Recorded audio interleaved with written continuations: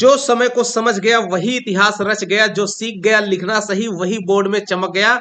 और जानो इस वीडियो में तुम सीखोगे कैसे हर निबंध को आसान, सिस्टमैटिक और एग्जाम रेडी बनाया जाता है। यहाँ हम सिर्फ शब्द नहीं पढ़ेंगे बल्कि हर हेडिंग और हर आइडियाज को स्टेप बाय स्टेप समझेंगे। तो देखो कैसे 5 मिनट में 5 नंबर वाला निबंध बनता है, जो बाकी सबसे बिल्कुल अलग और बेहतर है। तो चलिए देखते हैं सबसे पहला जो एस्से यहाँ नंबर का, हमारा राज्य झारखंड। ये मेरी रिकमेंडेशन आज के इस वीडियो में 3 आपको बताऊंगा। पहला है हमारा राज्य झारखंड। लिखना कैसे है वो ट्रिक्स को समझिए, ऐसे एकदम डिफरेंट और सभी से एकदम अलग। सबसे पहली ये हेडिंग के रूप में आप एकदम बुलेट फॉर्म में लिखेंगे इंट्रोडक्शन। किसी भी कोई भी इससे आप लिख रहे हैं वहां पे उसका एक परिचय एक लाइन का देना जरूरी है। जैसे हमारा राज्य Jharkhand super duper top most आपका इससे रहने वाला है, इसका इंट्रोडक्शन हम ऐसे लिखेंगे। हमारा राज्य झारखंड भारत के पूर्वी भाग में स्थित एक प्राकृतिक संपदाओं से भरपूर राज्य है।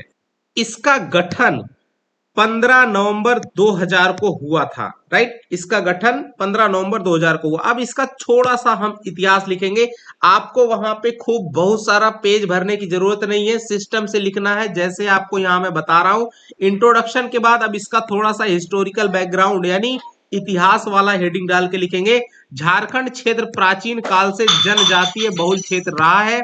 यहाँ के लोगों ने जल, जंगल और जमीन, इस बात का जिक्र आपने बहुत इंपॉर्टेंट है करना, इसकी रक्षा के लिए कई आंदोलन किए। अब हम इसकी सीमा की बात करते हैं यानी बाउंड्री लाइन की। तो झारखंड की सीमा बिहार, उत्तर प्रदेश, छत्तीसगढ़, उड़ीसा और पश्चिम बंगाल से मिलती है।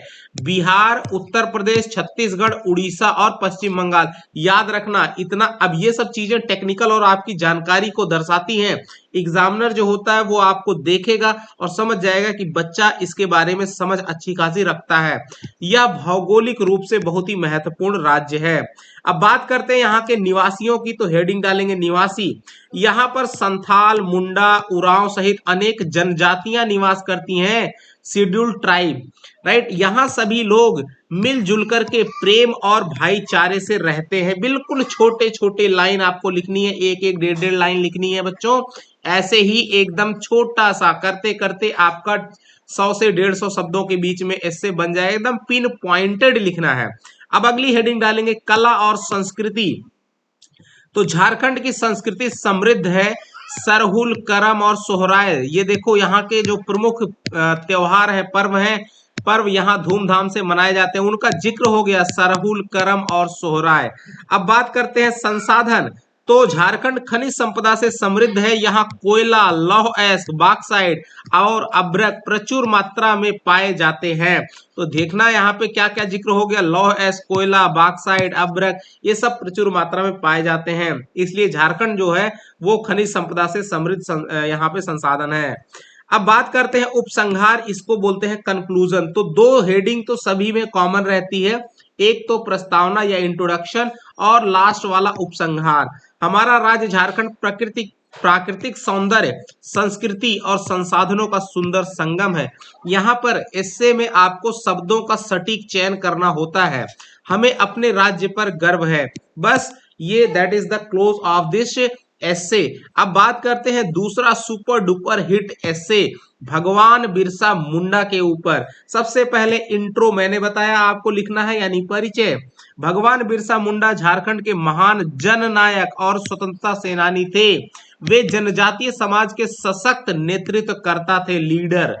अब बात करते हैं इनके जन्म और प्रारंभिक जीवन की।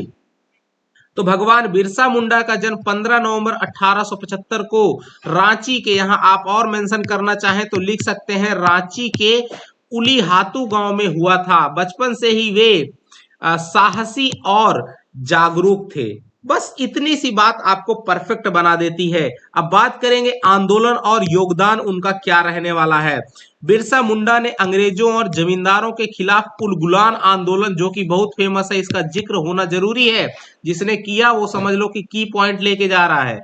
इसका नेतृत्व किया उन्होंने। जल, जंगल और जमीन के बारे में लड़ाई करी, इसकी रक्षा के लिए संघर्ष किया, इसका भी जिक्र बहुत जरूरी है। अब बात करते हैं समाज सुधार के रूप में उन्होंने क्या काम किए। उन्होंने जनजातीय समाज में फैली कुरीतियों का विरोध किया, लोगों को एकता, शिक्षा और आत्मसम्मान का संदेश दिया। अब इंपॉर्टेंस की बात करते हैं, उनका महत्व क्या है। भगवान बिरसा मुंडा जनजातीय अधिकारों के प्रतीक, सिंबल माने जाते हैं। उनके संघर्ष ने आजादी की लड़ाई को नई दिशा दी।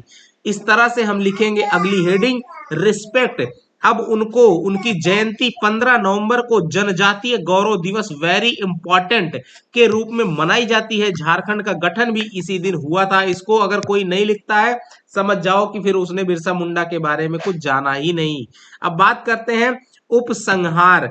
भगवान बिरसा मुंडा का जीवन त्याग, साहस और संघर्ष की प्रेरणा देता है। ये तीनों शब्दों का जिक्र आपने जरूर करना है। वे सदा हमारे हृदय में अमर रहेंगे। That's the end of second essay. अब बात करते हैं थर्ड एस्से की, जो मेरा इन दोनों में से, पहले और दूसरे एस्से में से अगर नहीं आया तो 100% तीसरा आपको टकराने का चांस रखता है। अब अगर आप इन तीनों को रेडी कर लेते हो तो गारंटीड मैं कह रहा हूं 5 नंबर का एस्से आपका इन्हीं में से एक देखने को मिलेगा ही। ये 90 से 99% चांस होए। बात करते हैं इंट्रोडक्शन, समय का महत्व। समय जीवन का सबसे मूल्यवान धन है।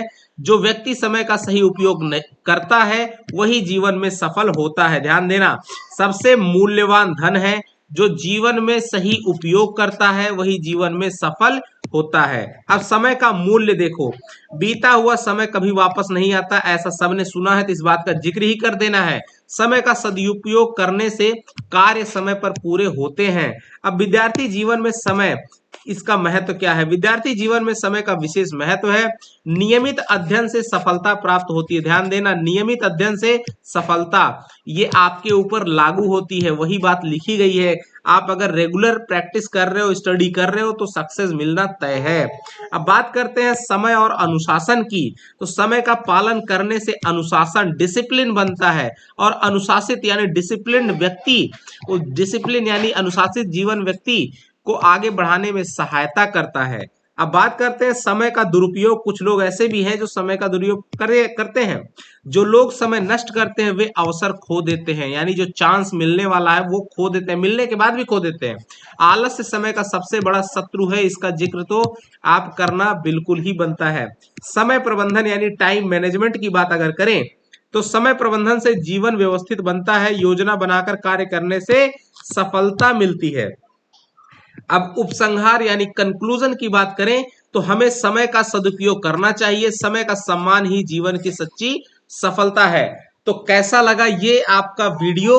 अगर ठीक लगा हो तो एक लाइक जबरदस्त होना चाहिए। कमेंट में आपको बताना भी है कि आपको कैसा लगा, और 10 मिनट के अंदर आप क्या लेना चाहते हो बच्चों, है ना।